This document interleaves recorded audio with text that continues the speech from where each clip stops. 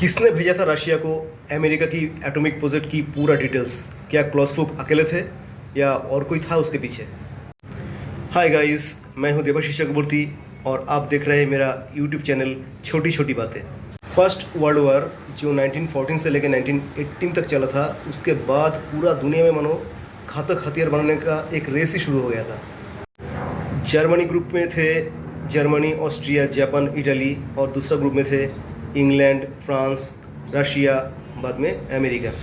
1939 में Einstein American president Franklin को एक खत लिखा था, जिसमें वो लिखा था जर्मनी एक प्रोजेक्ट पे काम कर रहे हैं, एक बहुत घातक हथियार बनाने के प्रोजेक्ट में काम कर रहे हैं, अमेरिका को भी एक न्यूक्लियर बॉम्ब बनाना चाहिए। एटम बम के लिए चेन रिएक्शन थ्योरी E=mc², वो आइंस्टाइन का ही था। अमेरिका 1942 में एटम बम प्रोजेक्ट शुरू किया था, जिसका नाम था मैनहट्टन प्रोजेक्ट। प्रोजेक्ट डायरेक्टर थे रॉबर्ट ओपेनहाइमर, और अमेरिका फर्स्ट न्यूक्लियर टेस्ट किया था 16 जुलाई 1945 मेक्सिको में। हिटलर के डर से आइंस्टाइन चाहते थे कि अमेरिका के पास एटॉमिक हथियार हो, लेकिन आइंस्टाइन या रॉबर्ट ओपेनहाइमर नहीं चाहते थे कि अमेरिका एटम बम का इस्तेमाल करे।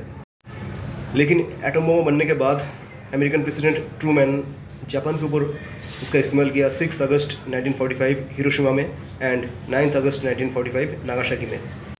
एक्चुअली ट्रूमैन ने जापान के ऊपर रिवेंज लिया। जापान पर्ल हार्बर में अटैक करके अमेरिका का 19 वारशिप पूरा बर्बाद कर दिया था और 2500 के ऊपर नेवी पर्सनल की मौत हो गया था। सेकेंड वर्ल्ड वॉर तो थम गया, अमेरिका वर्ल्ड का लीडर बन गया, लेकिन एटम बम की ये विध्वंसी रूप देख के आइंस्टाइन और रॉबर्ट ओपेनहाइमर बहुत चिंतित थे।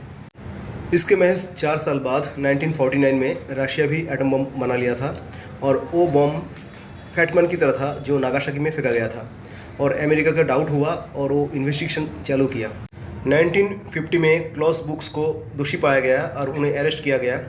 क्लॉस बुक्स एक जर्मन थे, बाद में उन्होंने ब्रिटेन चला गया और अमेरिका की मैनहट्टन प्रोजेक्ट में भी काम किया।